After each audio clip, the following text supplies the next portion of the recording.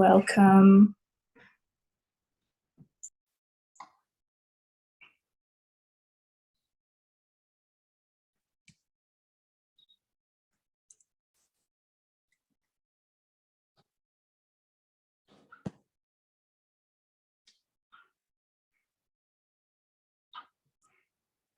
Good morning, good afternoon, good evening. I am Ashley Kitisia, your moderator for this important event, Faith and the Future, Empowering Environmental Stewardship through the Fossil Fuel Non-Proliferation Treaty, or in short, FFNPT. It is an absolute pleasure to welcome you all to this gathering, where we will explore the intersection of faith, environmental stewardship, and the FFNPT. We have a distinguished panel of speakers and an engaged audience, and together we will delve into this critical topic that holds the potential to shape our future and protect our planet. Let us all embark on this journey of discussion and discovery with open hearts and open minds, seeking to find solution and common good. Thank you for joining us today, and I look forward to a meaningful and insightful conversation. Let's get started with opening remarks from Sister Mary Wangare. Thank you, Sister Mary. Yes. Please go ahead. Ladies and gentlemen, our distinguished partners and guests, it is with immense gratitude and great enthusiasm that I stand before you today to extend warm welcome and express our heartfelt thanks for your unwavering support in making the Symposium on Fossil Fuels Non-Proliferation a reality.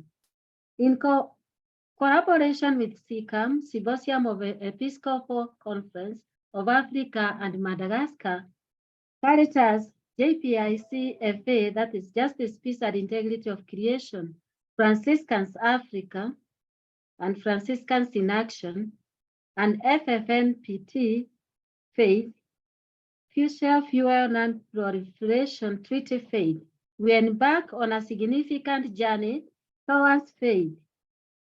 We are fostering environmental stewardship and promoting sustainable alternatives in the realm of fossil fuels. Your partnership has been instrumental in bringing these noble endeavors to fruition. This virtual symposium serves as a beacon, drawing together a diverse, dedicated community of religious institutions, environmental advocates, scholars, and concerned individuals. It is a testament to the power of collective action and shared values that transcend boundaries and unite us in a common purpose. The challenges posed by the proliferation of fossil fuels are formidable, but so too is our resolve to address them. Our collective efforts will not only raise awareness, but will inspire change and foster tangible progress in the pursuit of a more sustainable and equitable future. I extend my deepest gratitude to our partners for their commitment and vision. Your support has been the cornerstone upon which this symposium stands, and we are honored to have you by side in this critical mission. As we embark on this journey together, let us remember that our shared determination, knowledge, and expertise will light the way forward. I look forward to the invaluable insights and meaningful conversations that will emerge during this symposium. And I am confident that together we will make a sustainable impact. Once again, I thank each and every one of you for your invaluable support and participation. Let us embrace this symposium with open hearts and open minds, and may it be a stepping stone towards a more sustainable and a humorous world. Thank you, and may God bless you all. Thank you very much, Sister Mary, for the amazing sentiments. And now we welcome Dr. Iyad, a distinguished luminary on the realm of environmental leadership and sustainable development. He is the founder and director of Faith for Earth Initiative within the United Nations Environmental Program. His formidable tenure has seen him as the vanguard of this initiative, orchestrating its multifaceted mission to inspire and enlighten the faith and religious leaders, as well as organizations, on the path towards a brighter and ecologically harmonious future for humanity. With his illustrious career spanning over an impressive 38 years, Dr. Iyad has amassed a wealth of international experience. Dr. Iyad's erudition is fortified by the attainment of a doctoral degree in engineering with a laser focus on environmental management, reflecting his unwavering commitment to environmental stewardship. He has been an eloquent voice on these matters, contributing to the scholarly arena with numerous papers and book chapters that contemplate the interplay of religion and the environment, ethics and values, and spirituality in the context of environmental governance. In the Gantt tapestry of environmental stewardship and leadership, Dr. Iyad's intellectual gravitas shines as a radiant beacon, illuminating the path towards a more sustainable and harmonious future. Welcome, Dr. Iyad. Wow, Ashley, thank you so much for this. Please send me the text about myself. I'm really humbled by what you have said. Thank you very much. And thank you, Sister Mary, for your opening remarks. And thanks to all the organizers who have allowed this opportunity to speak to you. It is indeed a very important time that we indulge in such discussions.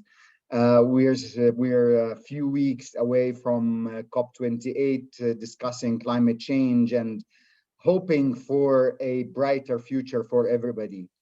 I will be sharing my screen and I will make a presentation on the stewardship, as well as how it is related to the non-proliferation treaty of fossil fuels. And I hope that you can see the screen and the presentation.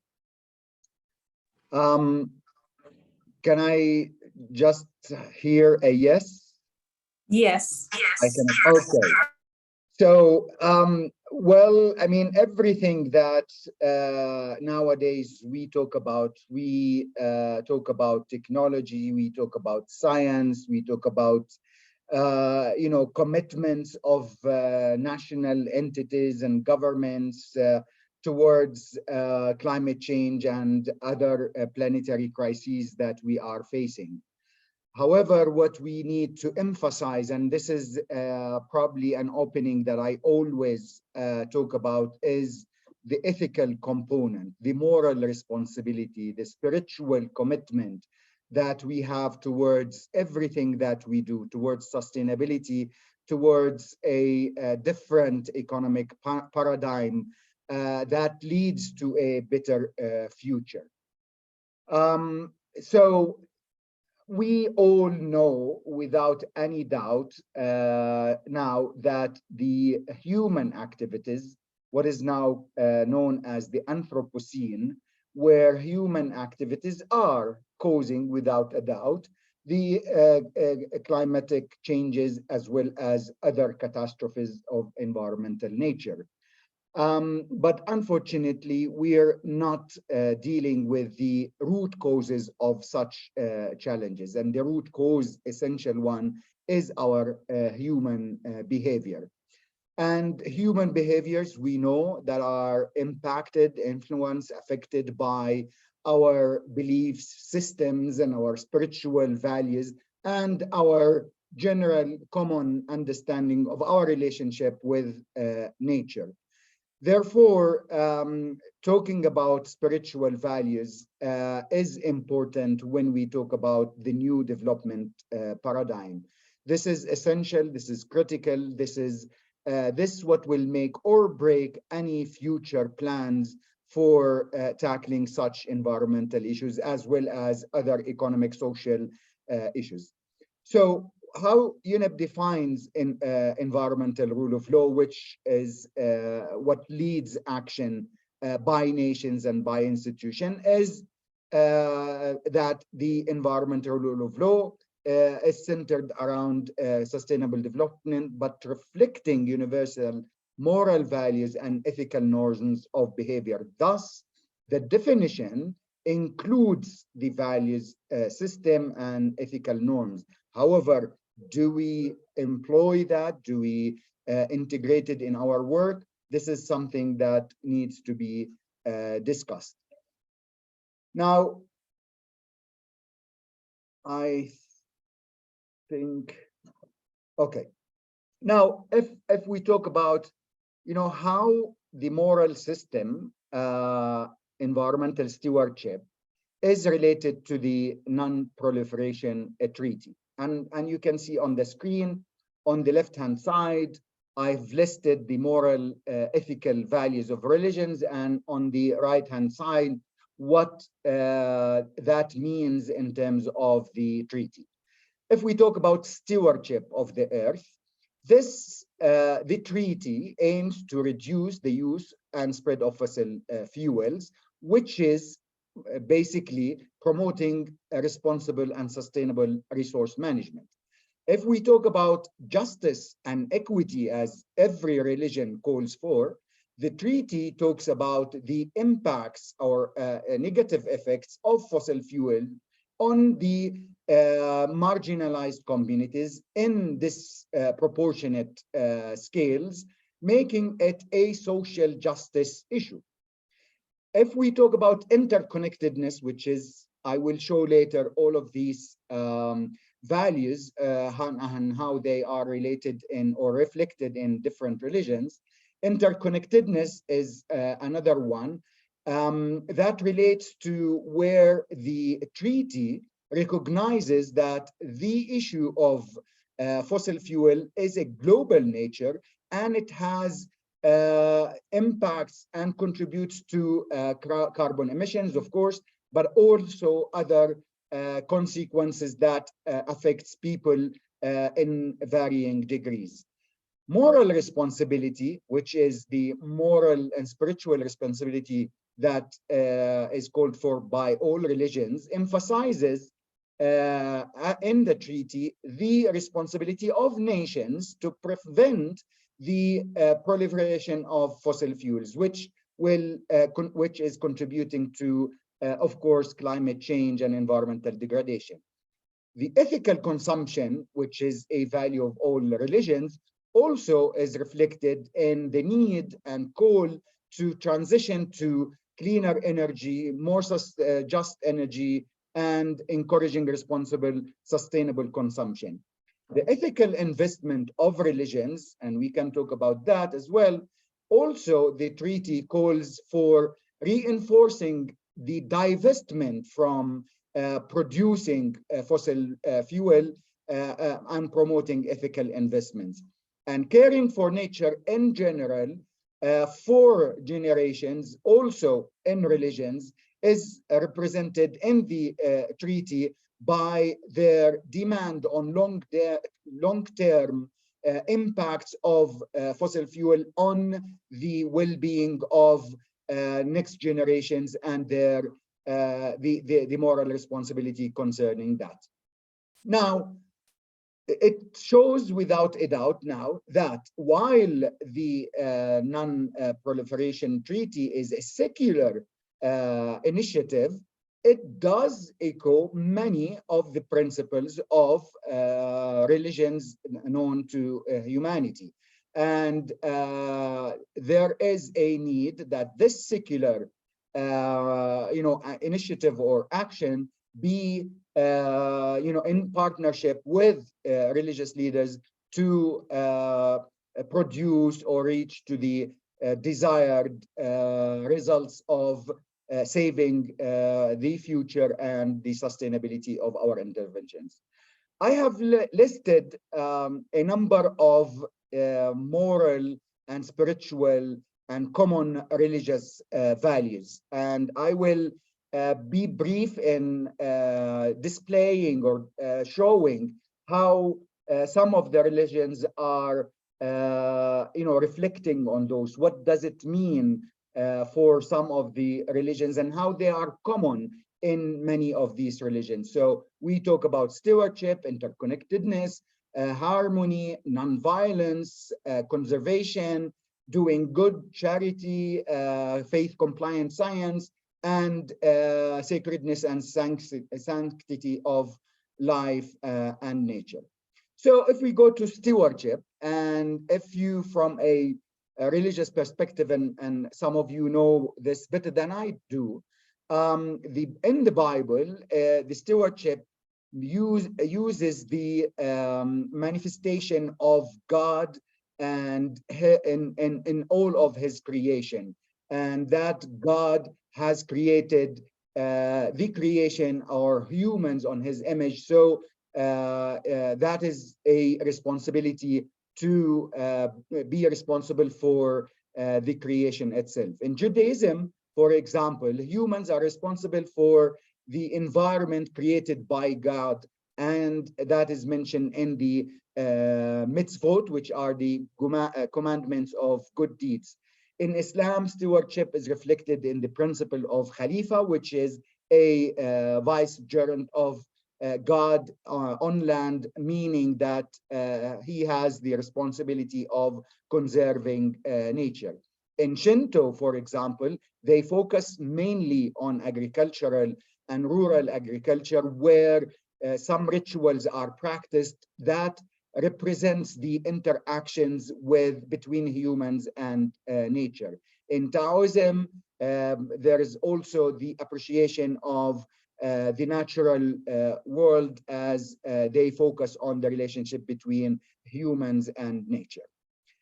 As related to interconnectedness and interdependence, and we have been hearing a lot from Laudato Si lately, and the focus of Laudato Si on the interconnectedness of everything, some similar religious values like the Tawheed in Islam, which is the oneness of God. That means the God present in every creation. So every creation is connected to the other. In Christianity and Judaism, it is the universality of all elements that were created in only 6 days. That means God interconnected and made everything dependent on everything. In Hinduism, it relates to the 5 elements of life, which is space, air, fire, water, and earth. So they are all connected together. In Buddhism, it is the principle of interbeing, which is the everything influences everything else. As part of the moral responsibilities or moral values is the issue of harmony and balance.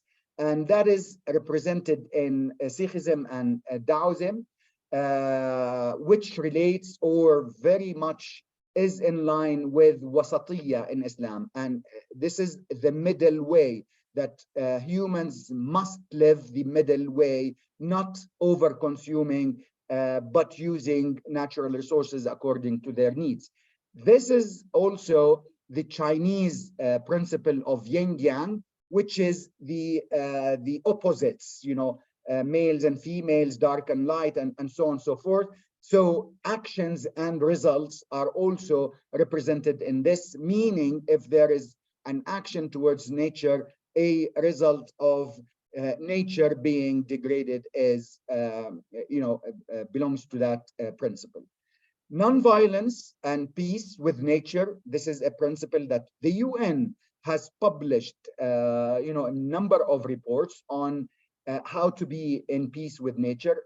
Again, this is a moral and religious value, and it represented in many religions. For example, the ahimsa, which is non-violence in Jainism, but also it's in Hinduism, it's in Buddhism, and means that there should be no negative action or act against nature.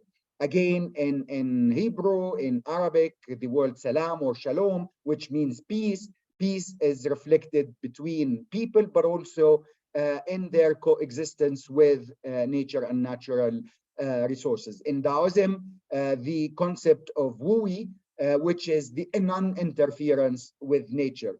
Nature was created and it has to be sustained and continue as it was created. The golden rule, some of you have been seeing some interfaith organizations adapting the golden rule that is mentioned in the Bible. For example, do to the, others as you would like them do to you. Again, do to nature the way you want nature to do to you and how it responds to you. This is also reflected in the Hindu scripture where the karma principle, and everybody, we even use this word in our daily language. There is a karma. That means what you do comes back to you.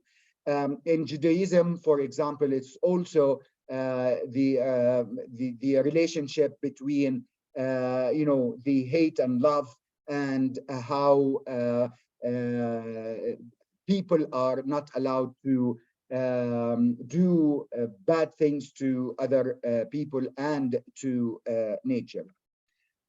Conservation in religions was not only a principle, but also a practice.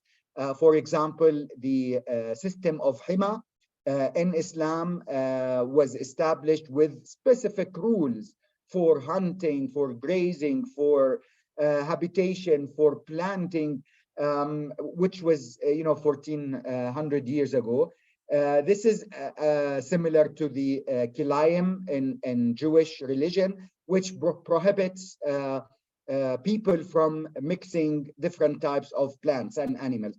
And indeed, this is what has happened during COVID-19, where mingling with the natural habitat has created diseases and viruses that humanity never knew before.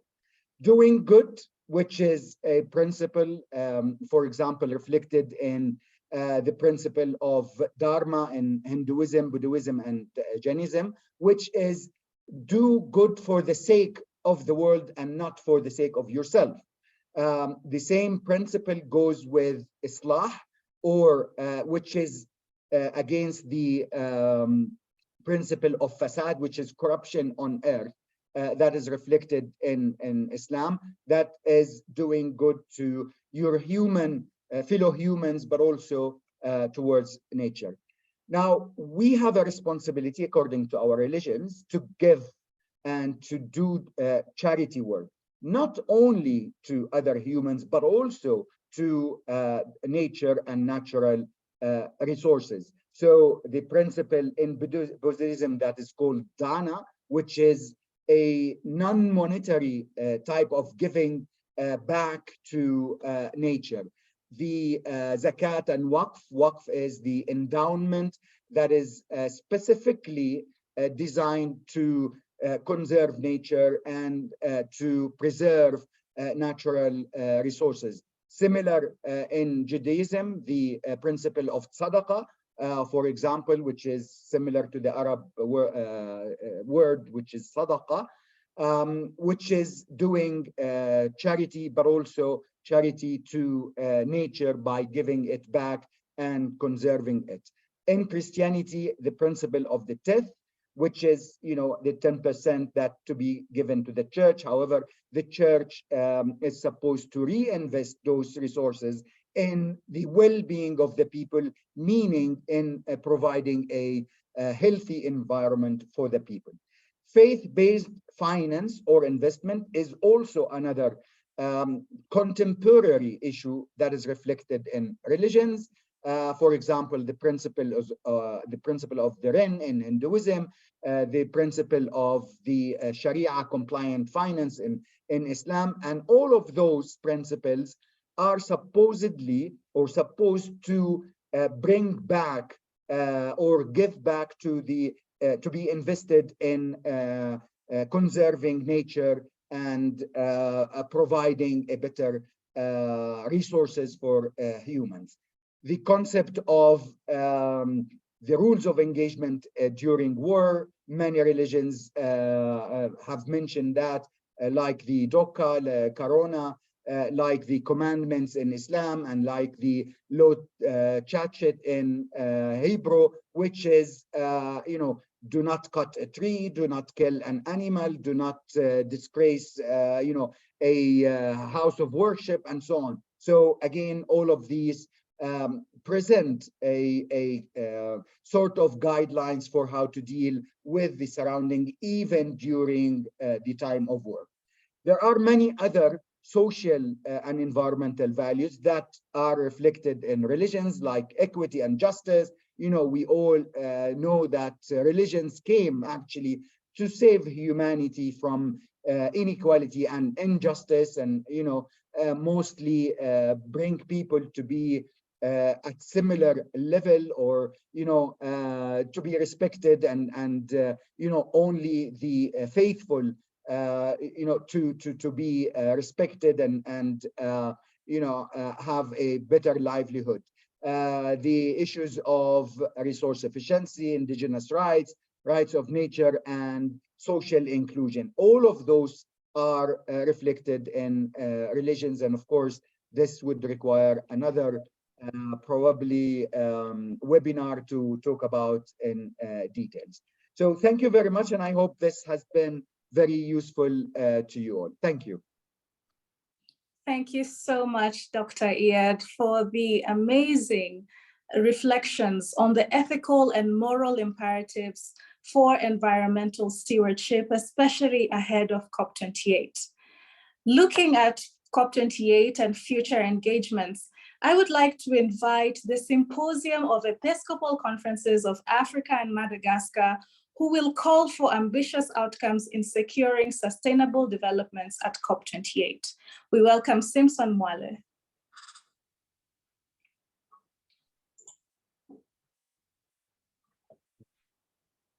Thank you so much, Ashley, and good afternoon, good evening to the participants and the panelists. I'm reading this statement on behalf of Father Jamendra Jaiso, the Deputy Secretary General of SECAM, and also the coordinator of Justice, Peace and Violence Commission of SECAM. He's unable to be with us because a few hours ago he called still, so he's now right now as I speak to you, he's at the hospital. The doctors are taking care of him. So I'll read this statement on his behalf, and he sends his greetings to everyone. As Catholic communities in Africa, we ask the leaders at the 28th Conference of the Parties, COP28, of the United Nations Primary Convention on Climate Change, to recognize their moral duty and commit to urgently taking ambitious actions to protect our common home and the most vulnerable. As was recently highlighted in the African Faith Leaders Nairobi Declaration, the continent possesses both the potential and the ambition to be a vital component of the global solution to climate change. It is home to the world's youngest and fastest growing workforce, coupled with massive untapped renewable energy potential, abundant natural assets, and entrepreneurial spirit. Our continent has the fundamentals to pioneer a climate positive pathway as a thriving, cost-competitive industrial hub with the capacity to support other regions in achieving their climate change mitigation and adaptation measures. Africa is experiencing exacerbated climate change and biodiversity impacts, with health, and security already at risk due to extreme weather conditions, rising sea levels, and other climate change-induced challenges. It is evident, as starkly stated in the 60th assessment report of the Intergovernmental Panel on Climate Change, that the world is not on track to keeping within the 1.5 degrees Celsius limit agreed upon in Paris, and that global emissions must be cut by 45% in this decade.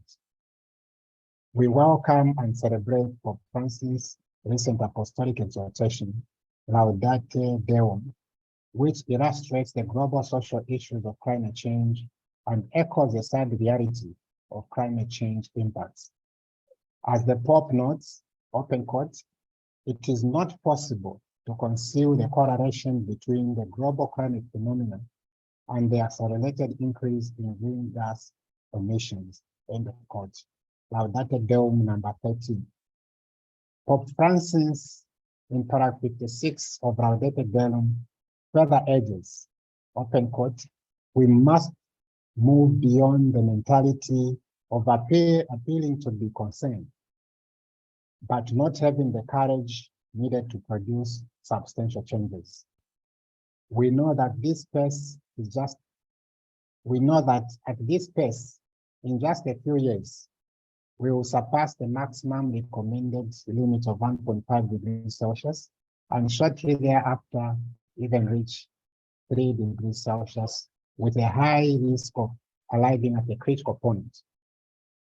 Even if we do not reach this point of no return, it is certain that the consequences would be disastrous and impulsive measures would have to be taken at enormous costs and with grave and intolerable economic and social effects. Although the measures that we take now are costly, the costs will be all the more burdensome the longer we wait, end of quote. In line with this year's COP28 theme, which leads healthy recovery and peace, we call on the leaders to ensure that they listen to the plight of the earth and of the most vulnerable by phasing out fossil fuels and endorsing and adopting the Fossil Fuel Non-Proliferation Treaty. We call on them to tackle both climate change and biodiversity loss together, as they are inseparably linked. Biodiversity is collapsing in front of our very eyes with disastrous consequences for us all and future generations. Oh.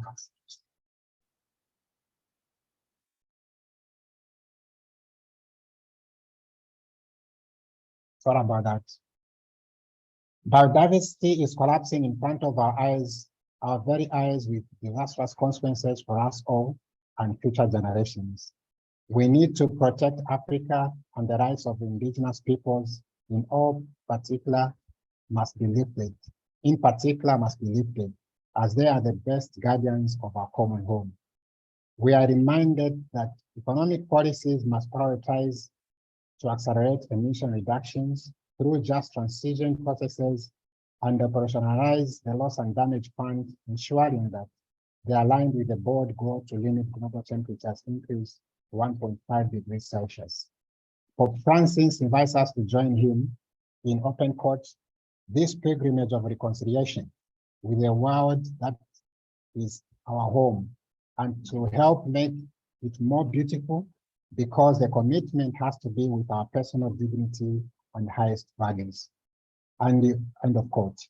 And he also exhorts us, open quote, to be honest and recognize that the most effective solutions will not come from individual efforts alone, but all from major political decisions on the national and international levels. End of quote. Laudato Deum number 69. May God bless the deliberations, and may they be ambitiously fruitful. Reverend Father Jean-Germain Raganso, Deputy Secretary General of SECAM and Coordinator of SECAM Justice, Peace and Voting Commission.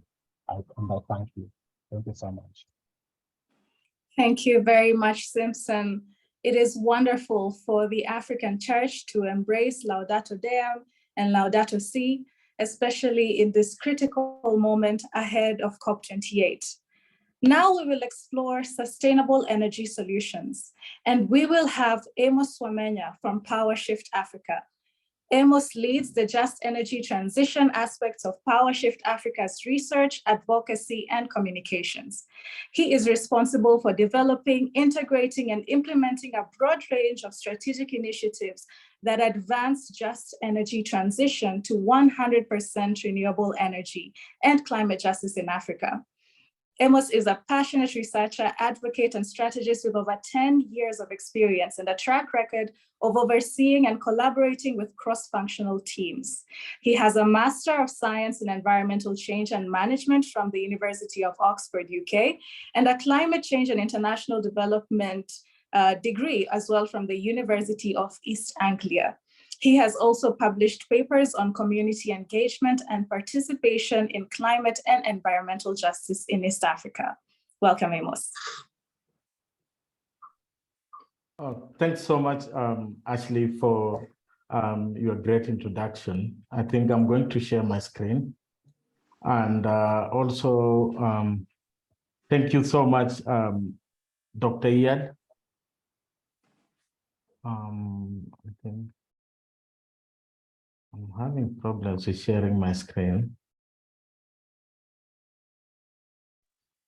Going ahead and sharing. Okay.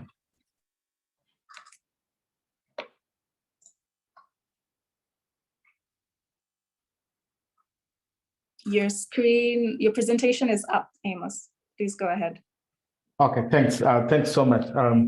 Thanks so much, Dr. Iyad, for setting the scene and presenting the interconnectedness between environmental stewardship and issues around justice, equity, and care. I think that was a great opening, and also Simpson for your great presentation. I'm going to focus my presentation on Africa, and I'll be looking at Africa's renewable energy. So forgive me if I cover only Africa in this session.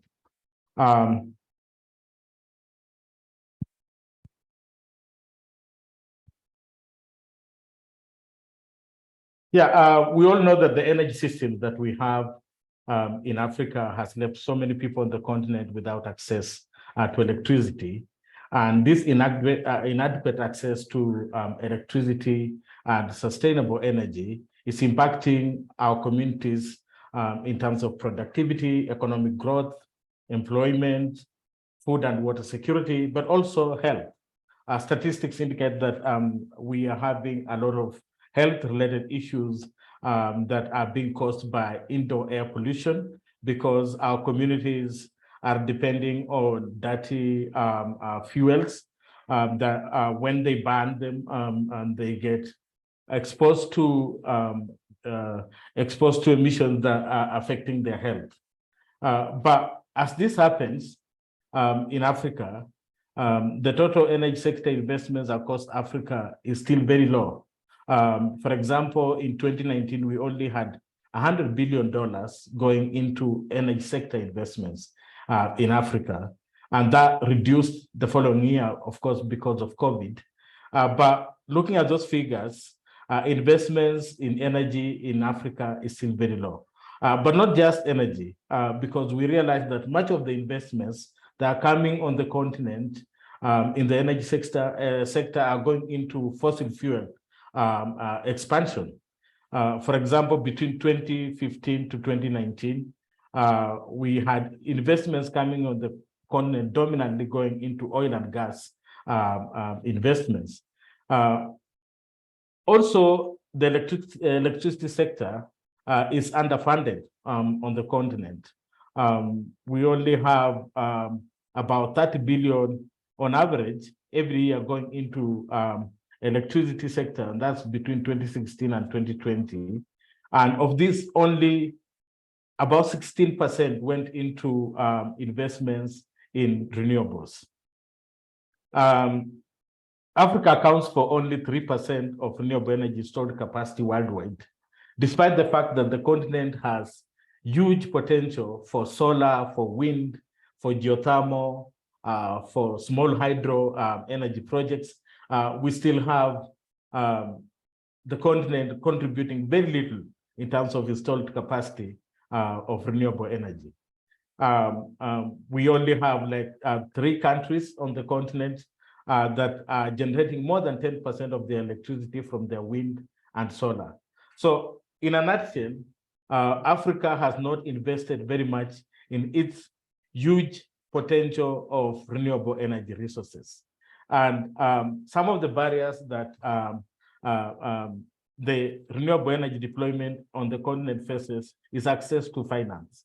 You realize that the financing tools that are available places Africa at a very high risk, such that Africa repays its financing facilities with huge interest rates compared to the rest of the world. And this limits investments in renewable energy. Also policies on the continent. Policies in Africa still subsidize fossil fuels. Most countries have subsidies being levied on fossil fuels. And very little going into incentivizing investments in renewables. And I think that's another barrier that is limiting Africa's deployment of renewable energy, even though the continent has a huge potential for renewables. Then there's contested political economy.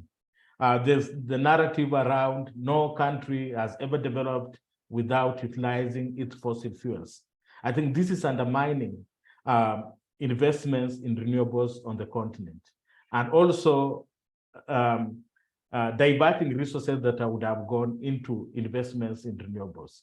So we still have countries who are looking at investing in their oil and gas and not renewables, because they feel that for any meaningful development, that a country has to invest in oil and gas. But we, all of us on this call, know that that's not true. Oil and gas is not new in Africa. We have had countries in Africa exploit the oil and gas, but still those countries that exploit oil and gas, still the oil and gas industry has not provided the much promised revenue. It has not provided the jobs that it has promised to the communities in these countries, but still it has not provided energy access to many people in these countries. We still have countries that exploit oil having low rates of electricity access. I have a friend in Nigeria who said they always operate on generators because their electricity sector is not reliable. But Nigeria exploits much of its oil. So it's not true that Africa cannot develop on the back of renewables. It has to invest in fossil fuels. That's not true. In any case, the fossil fuels based energy system has failed Africa. There are opportunities for investing in renewables, considering that Africa has diverse renewable energy potentials and mix. I've already mentioned some of the potentials that the continent has. Countries in the across Africa have huge potential for solar, but those that are in the east, such as Kenya and some northern countries, have huge potential for wind. We have countries in the Rift Valley that have potential for geothermal that is untapped. And if the resources that are going into expanding fossil fuels on the continent were to be redirected into investing in this renewable energy potential, then the continent has the capacity to beat the current large number of people that do not have access to electricity. But also, these renewable energy potentials, if we invested in, they have the capacity to help Africa meet all its sustainable development goals, including quality healthcare, education, water, food security, but also climate action, limiting emissions that are causing a runaway climate impacts on the continent. Also, investments in renewables has the capacity to help the continent develop its local manufacturing industries. We all know Africa as a supplier of raw materials, whether it's oil, whether it's minerals. Africa is always supplying raw materials to the rest of the world. I think with investment in renewables, we are able to use this power to be able to power our local industries that will add value to Africa's products, but also be able to power communities that live far away. We all know the demographics of the continent. We have so many people living in rural areas far away from the central grid. If we are to invest in renewables, they have the capacity for decentralized local systems that are able to power these remote communities living outside of the central grid, and be able to power their productive activities, to be able to power their well-being and foster social well-being, but also economic well-being. But also investing in renewables provides the opportunity for the consumers of electricity or energy to be able to be the producers of their own energy. So they own their own energy systems. And they also provides an opportunity for designing energy systems that are democratic, that involve everyone, but are also able to meet the needs of everyone within our communities. So what PowerShift is doing, we are implementing a decentralized renewable energy project in one of the counties in Kenya, which is heavily affected by extreme weather events, among them droughts. So we are installing solar systems in these communities. We are targeting to reach out to 130 households.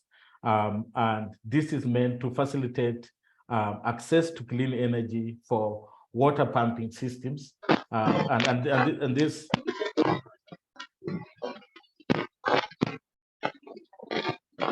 hello. Great, thanks. And this is able to provide water when the droughts come and help communities build resilience to the impacts that have come with the droughts in this region. And so how do we attract investments in renewable energy to be able to reap all the benefits that comes with investing in renewable energy, especially for a continent such as Africa that is highly impacted by the climate crisis? I think we need the Fossil Fuel Non-Proliferation Treaty to be able to unlock some of the finance that is required to enable or facilitate renewable energy deployment on the continent. And this also allows for a just transition from fossil fuels, where the rich countries that have developed on the back of fossil fuels are also able to fast and fairly phase out, but also stop the expansion of fossil fuels, especially in Africa, and hooking Africa on fossil fuel development pathway that is not sustainable, that does not meet the principles that Dr. Iya shared with us in the beginning. So we need to support the enactment or the coming up of with a treaty framework that is able to help unlock the finances, but also hold polluters who have caused the challenge responsible, so that they are able to adhere to the all the principles that have been shared with us earlier on in this session, including equity and justice. We have also produced this report. I think after this session, you can have a look at PowerShift Africa website, and you'll be able to find this just transition reports that outlines the just transition pathways for Africa. Thank you so much for listening, and I hope to have more interactions with you. Thank you. Thank you very much, Amos, for giving us sustainable energy solutions and practical steps in which we can start pioneering the change towards fossil fuel non-proliferation and also switching to alternatives which Africa has much abundance of. And now, looking at the Fossil Fuel Non-Proliferation Treaty, we have Seble Samuel, who will talk to us about advocacy and action. Seble is an Ethiopian-Canadian community organizer and a climate justice campaigner. She is based in Addis Ababa. She is the head of Africa Campaigns and Advocacy for the Fossil Fuel Non-Proliferation Treaty Initiative. She is campaigning to stop the expansion and propel a just energy transition and development alternatives. She is also the co-founder of urban sustainability nonprofit Lem Ketema, where she co-founded and managed Lesu, Ethiopia's open streets movement, co-created, and also working towards helping women feel and receive bicycle schools. She coordinates a national campaign for a plastic-free Ethiopia, and she holds a BA in Geography Anthropology from McGill University and a Master's in Environmental Change and Management from the University of Oxford. Welcome, Seble. Thank you very much, Ashley, for the invitation to this conversation. And thank you so much to all of the speakers that came before me, Sister Mary and Dr. Iyad and Simpson and Amos for setting the scene, I think, to present a bit more about the Fossil Fuel Non-Proliferation Treaty and how you can get involved. I'm also going to share my screen.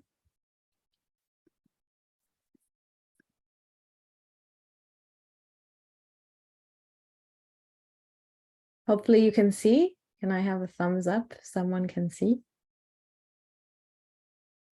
Yes, go ahead. Wonderful. Okay. Thank you so much, everyone. So I'm part of the campaign for a fossil fuel non-proliferation treaty. And many of you here are also involved with this global movement, our partners on the continent, such as Power Shift Africa, you've just seen with the presentation from Amos. And so as part of the Fossil Fuel Non-Proliferation Treaty, we are tackling the source of the climate crisis, which is fossil fuels, coal, oil, and gas, as they are massively overshooting all of our climate targets. Fossil fuels are responsible for almost 90% of all carbon emissions released in the last decade.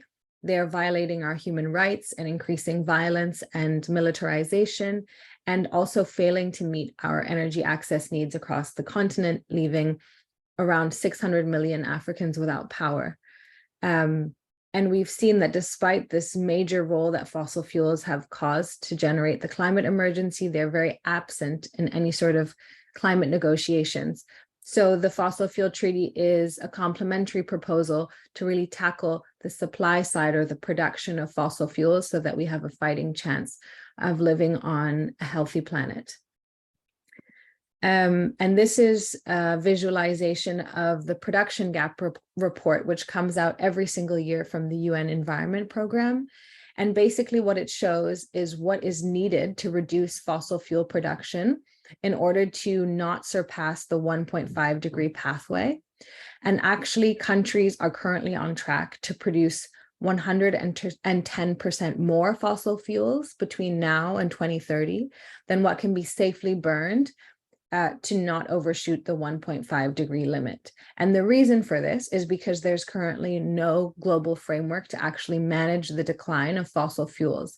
We've been focusing on reducing the demand for fossil fuels and the emissions from fossil fuels, but we're not stopping the cause of this, which is the extraction of coal and oil and gas. And this is from Oil Change International, who have put out a report showing that it's not enough to stop new expansion of fossil fuel projects. Already the projects that are underway of coal and oil and gas overshoot our carbon budget by more than 130%. So we also need to make sure that the projects that are currently underway are phased out in a fair and equitable way.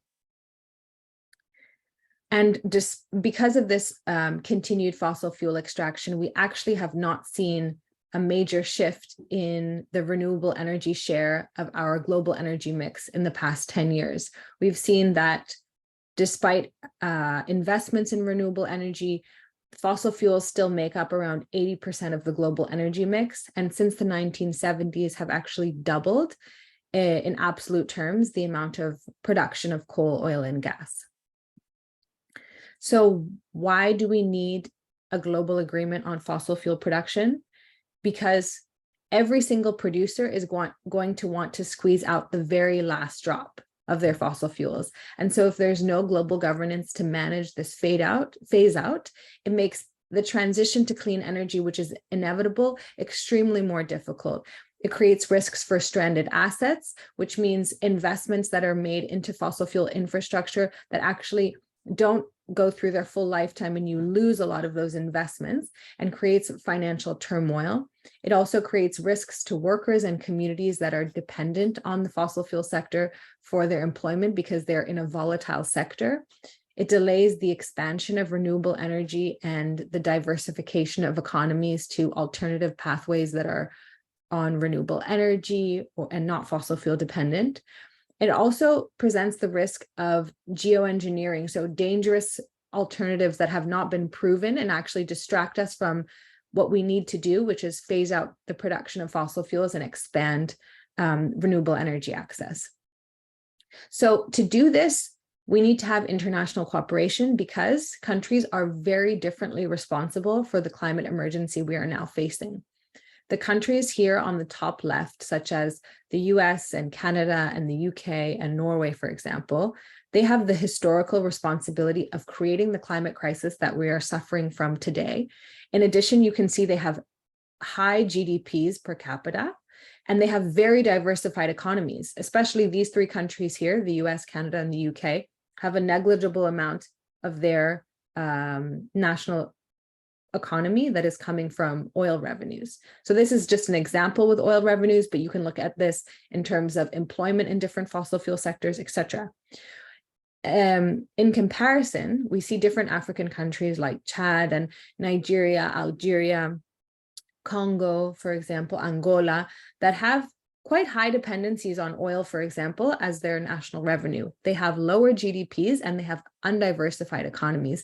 These countries are not going to be able to transition off of oil, for example, on their own. It requires international cooperation. It requires finance from countries like these ones to be able to transition off of fossil fuels and receive financial and technical support for these transitions. This is why we know that international cooperation is necessary in this clean energy transition.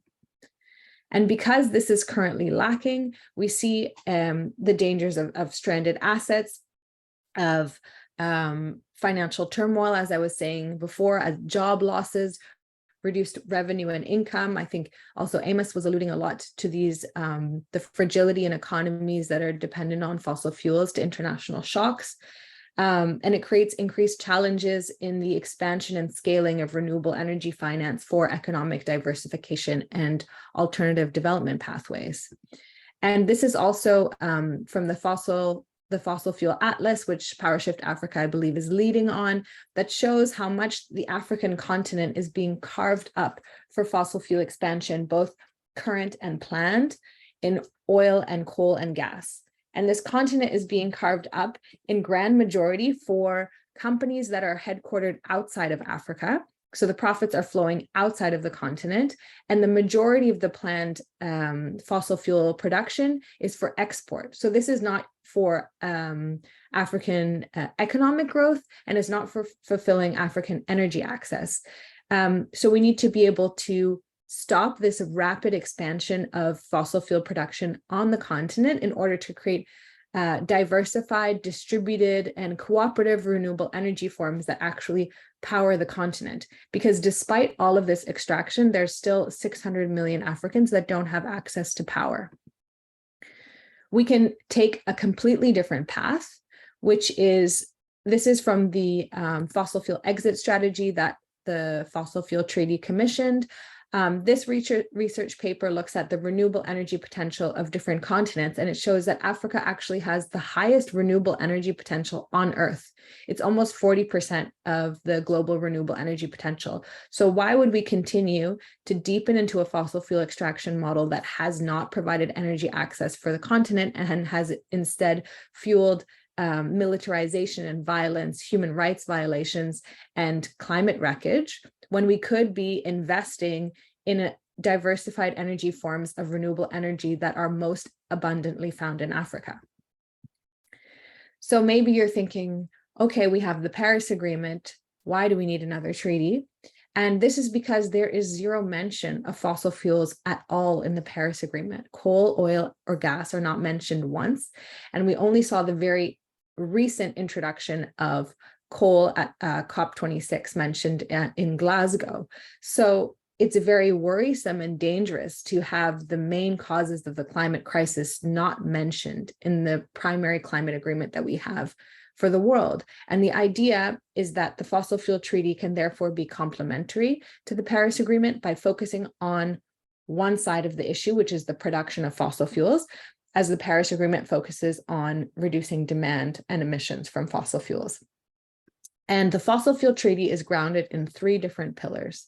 One is around a just transition. So actually moving countries away from fossil fuels towards renewable energy, towards solar and wind, and hydropower, small scale hydropower, and receiving financial and technical support for this transition, training for fossil fuel workers to be employed within the renewable energy sector, for example, promoting economic diversification and renewable energy expansion and alternative development pathways. We have a pillar on non-proliferation. This means there can be no new coal, oil, and gas anywhere, no new projects anywhere in the world. And this is also a lot of work to support the site fights that exist on the continent across the world to stop new coal, oil, and gas projects, because we've already seen the current projects of fossil fuels overshoot our climate targets. So we need to make sure there is no new expansion. Otherwise, we are dousing ourselves in more oil and more gas, et cetera, that can continue to set this planet on fire. And we need a fair phase out, which means that the world's richest countries who have driven this climate crisis need to close their production first and fastest and provide economic and financial and technical support for fossil fuel dependent nations to be able to have a managed wind down of their current production of fossil fuels.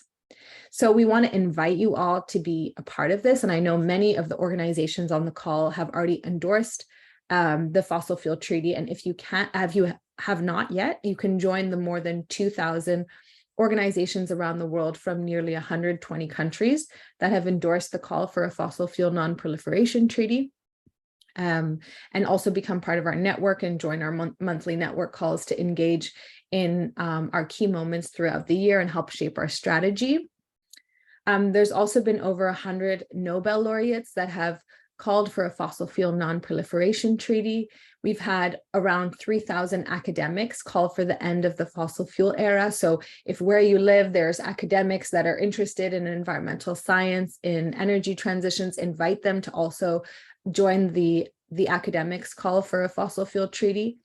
And if you're a young person, if you're part of Fridays for Future, for example, there's also been a call from Fridays for Future that have named coal, oil, and gas as our generation's weapons of mass destruction. So we also encourage you to join as part of the youth space and youth activists that are calling for a treaty.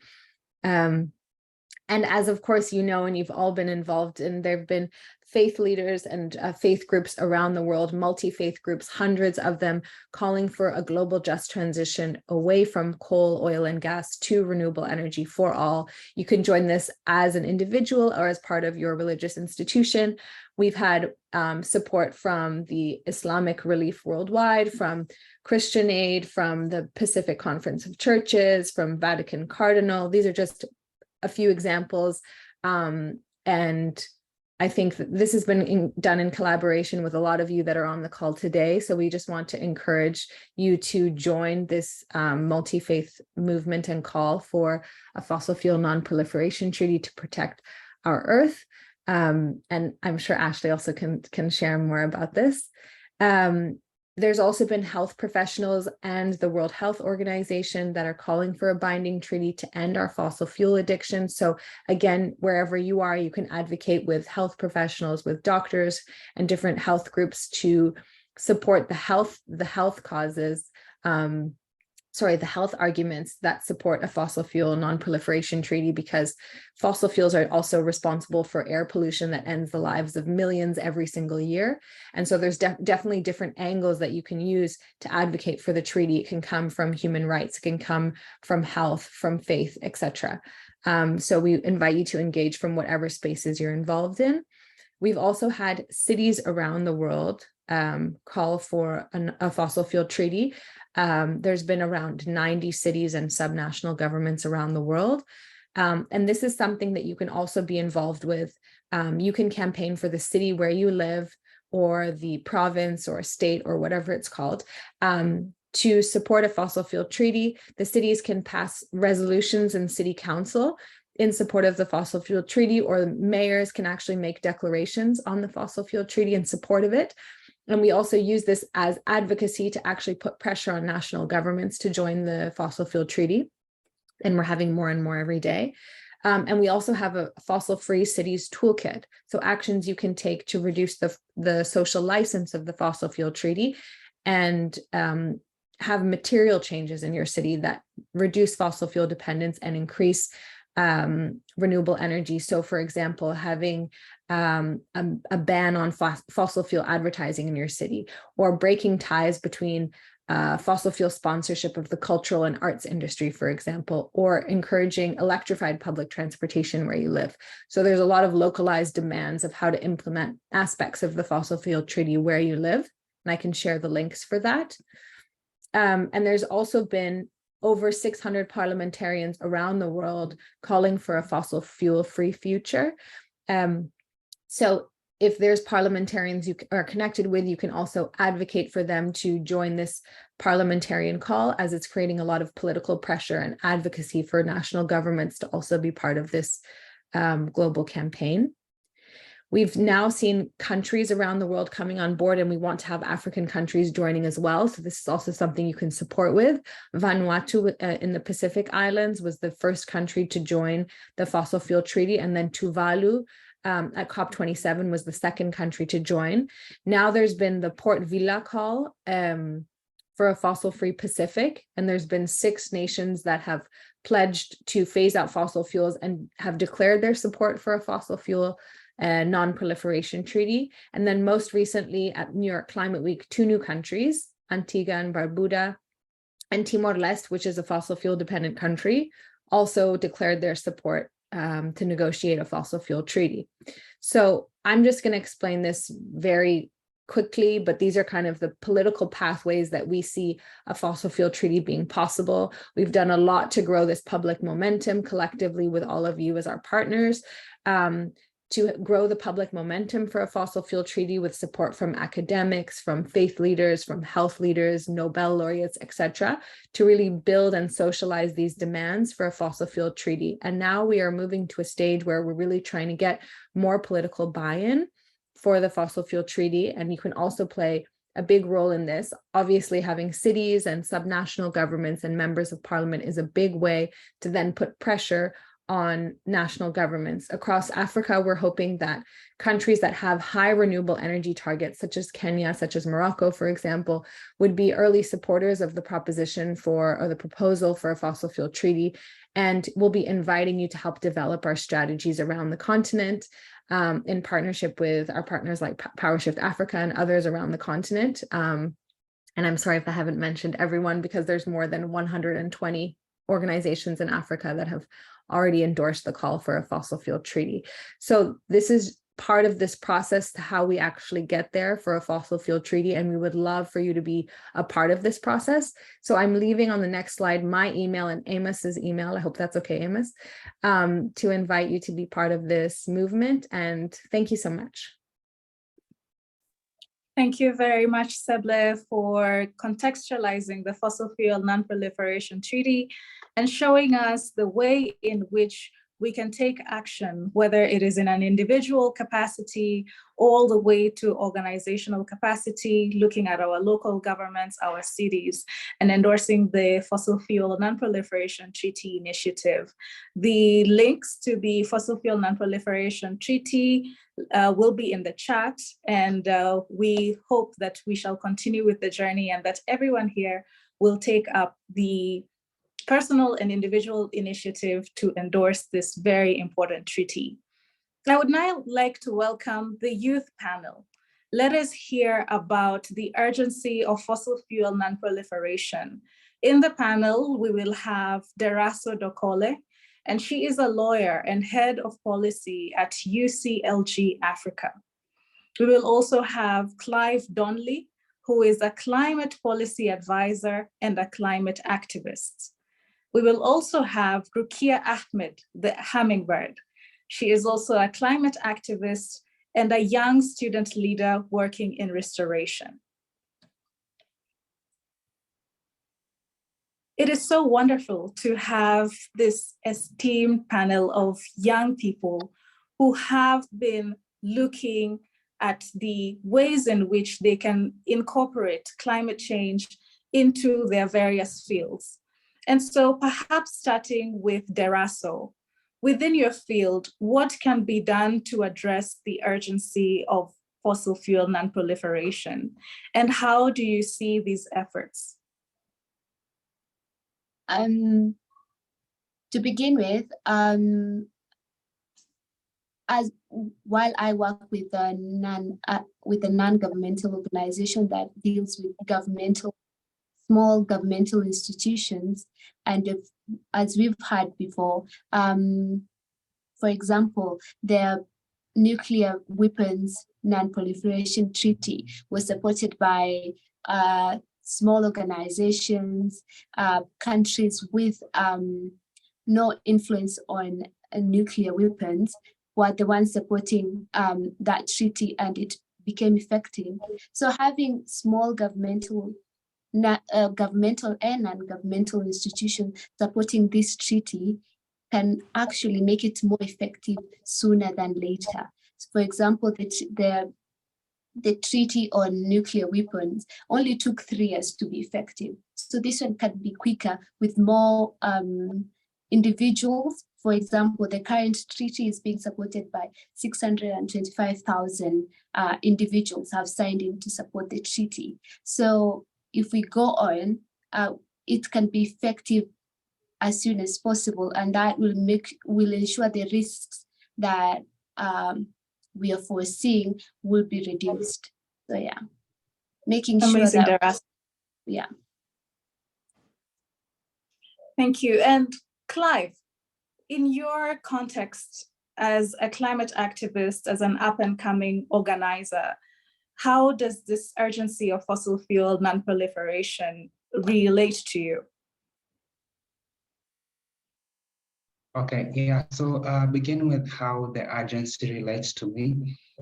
First of all, I believe that young people have a clear ambition and passion in advancing sustainability, and also in reflecting to the Fossil Fuel Non-Proliferation Treaty. I believe that to me and to more young people who are committed in working and enhancing environmental sustainability, I see that I see Fossil Fuel Non-Proliferation Treaty as a common commitment whereby we can facilitate a just transition and ensuring that our communal resilience is protected, because today in most communities within Africa, we can see that governments and are liaising with corporates, and these corporates are advancing the fossil fuel production in Africa. Yet you find that these communities that live within these communities in these specific countries, they are same communities that are jeopardized by poverty. And now, as these corporates come in to continue, on maybe mining oil within these communities, to me, I feel that it enhances communal devastation through destruction of our livelihoods, destruction of critical ecosystems. And therefore, I feel that implementing the Fossil Fuel Non-Proliferation Treaty is a common commitment whereby we can have a collective involvement, whereby we can enhance frameworks and advancing the promotion of because already climate science is clear, and even the governments themselves, they know that, we need to phase out fossil fuel as soon as possible, come up with clean alternatives in phasing down fossil production, but still people are putting profits over the needs of people and over the needs of the ecosystems. And therefore, I believe that in relation to the Non-Proliferation Treaty, I also see it as a hope for we communities who are devastated, and I view it as a hope and a common commitment pact whereby we can enhance green transition by scaling our common commitment voices. Yeah. Amazing. And Rukia, knowing that you come also from the northeastern part of Kenya, where there is drastic and very dramatic impacts of climate change, what does this fossil fuel non-proliferation mean to you? Thank you so much, Ashley, and thank you for the rest of the panelists and all the discussions today.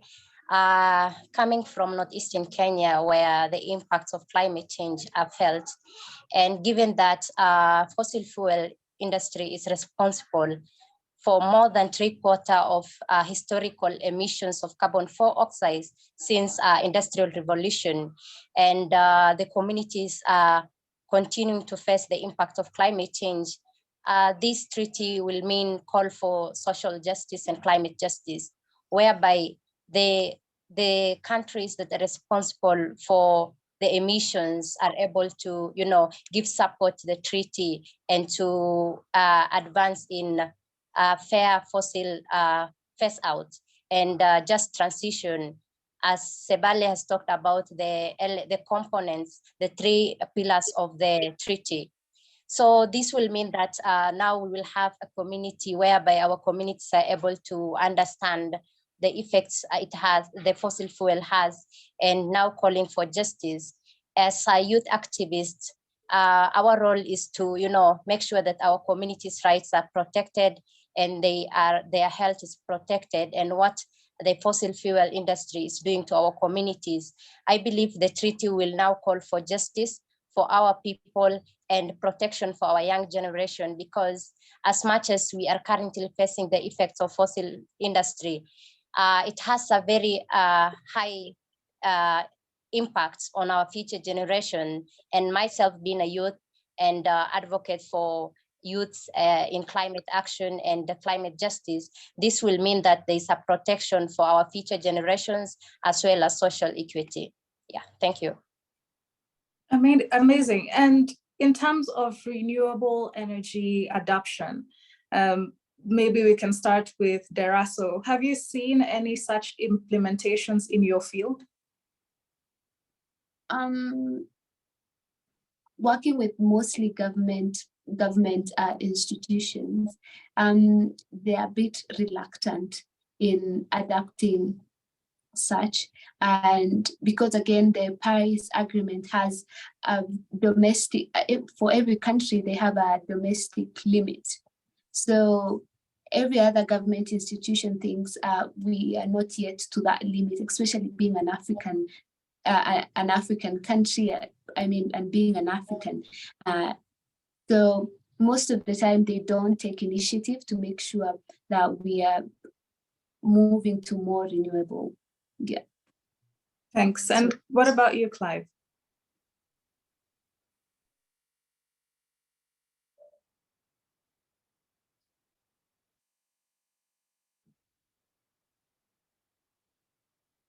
Okay, moving on to Rukia. Maybe you can also jump in and tell us, has there been any initiatives in terms of adoption of renewable energy in your locality and field? Thank you, Ashley. For me, coming from northeastern Kenya, we have a lot of, resources in terms of renewable energy.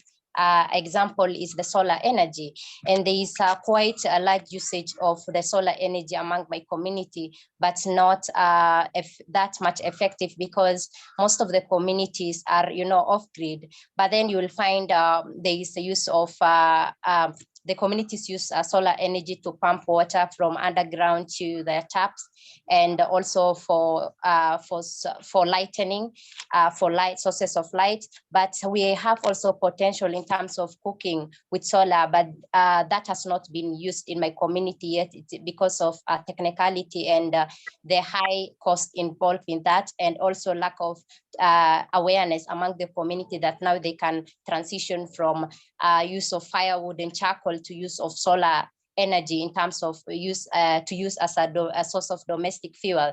But this one, the resources are there, but now in terms of huge usage, because of the nature of our community and lack of financial support and lack of also the technical support needed and the technologies needed for renewable energy, it's not been 100%, but there is an example, yeah. Amazing, and it's really good to hear that some solutions are being implemented from the grassroots. We hope that there can be an upward effect in the uptake towards the grass tops as well, especially through the Non-Proliferation Treaty. Clive, you were on mute previously, but perhaps you can also jump in and tell us a sentence or two as to the renewable energy aspects in your field.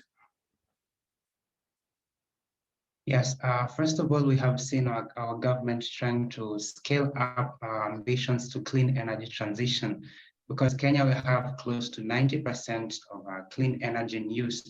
But majorly in grassroots communities, we still see that there's a quite reluctancy, perhaps maybe because technologies like solar energy is quite expensive. But we've seen a lot of community members as well purchasing solar panels. And therefore, personally, I feel to scale up these ambitions, the policies that are in place must be, they must be enacted to enhance favorable environmental clean energy transition. And also these initiatives, we can come up with subsidies that, can help in enhancing clean energy transition so that we can collectively bridge the energy deficit gap.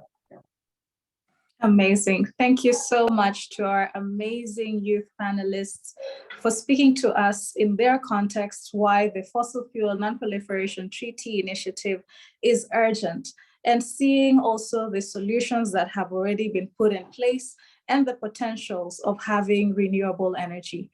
Thank you so much. Ladies and gentlemen, esteemed panelists and participants, as we draw near to the close of this transformative webinar, I want to leave you with a message of hope, unity, and a resounding call to action. It is in our collective hands to make a change, to protect our shared home, and to forge a more sustainable path forward. I invite each one of you to connect with the Laudato Si movement, an alliance that embodies the spirit of environmental stewardship and harmonious coexistence. This movement and many other movements stand as a beacon, guiding us in our quest to care for our common home, Earth. Together, we can amplify our efforts and enact change we wish to see.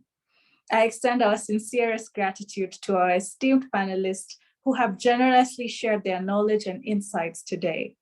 Your wisdom has illuminated the path towards a sustainable future.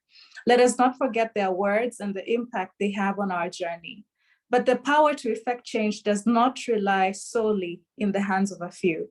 It relies within each one of us. Today, I urge you to endorse the Fossil Fuel Non-Proliferation Treaty and to divest from fossil fuels. These actions are symbolic of our commitment to a cleaner, greener, and more sustainable world. In closing, let me share a thought that inspires us all. Africa, with its abundant natural resources, its diverse cultures, and its spirit of resilience, can lead the world in a fight against fossil fuel non-proliferation. It can be a shining example of what unity and determination can achieve. Our continent has the potential to be at the forefront of environmental conservation and renewable energy, showing the world a brighter, greener, and more equitable future. Together, we can and we will create a legacy of environmental stewardship for future generations to come. Let us unite in this global cause And may the spirit of Laudato Si continue to guide our steps towards a more sustainable world. Thank you very much. I would now like to introduce a song by Laudato Si to inspire us all.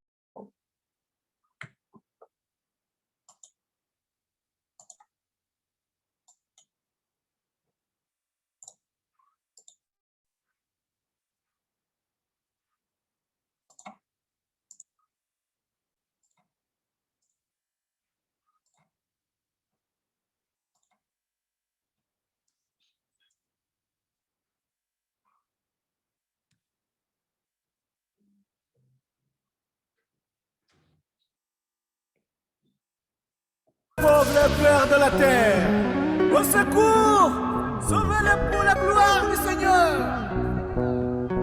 Renuevo mi llamado urgente.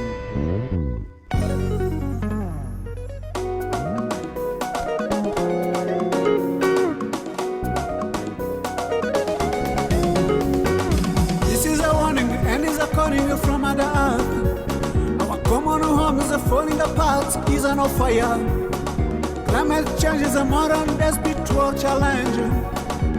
Grazie Santo Padre Papa Francesco per il Laudato Si. Laudato Si, celebration. Laudato Si, oh mi Signore. Laudato Si, celebration. Laudato Si, oh mi Signore. Laudato Si, generation. Laudato Si.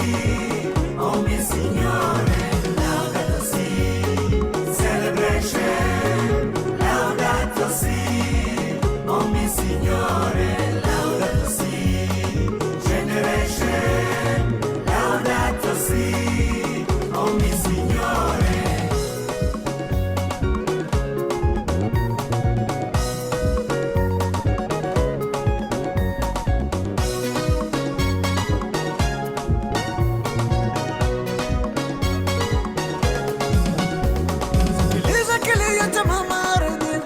Wanyonge utaelewa maisha ni kila kitu kimeungana. Human beings, water and trees connected. Climate change, poverty, peace and economy. It's a generation, our generation connected. Laudato Si celebration. Laudato Si celebration. Laudato Si, oh mi Signore.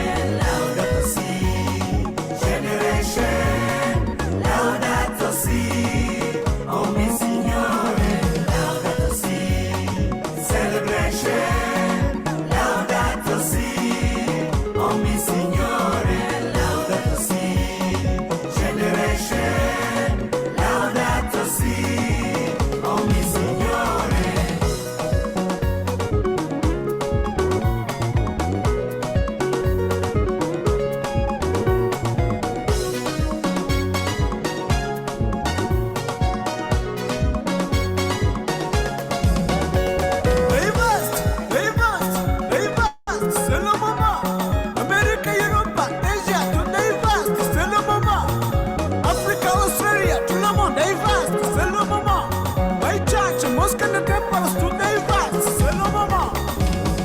Building a better world together, one world with a common plan, praying for creation, living simply, advocate for our common home.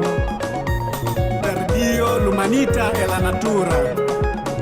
Grazie Santo Padre Papa Francesco per il Laudato Si. Waka waka!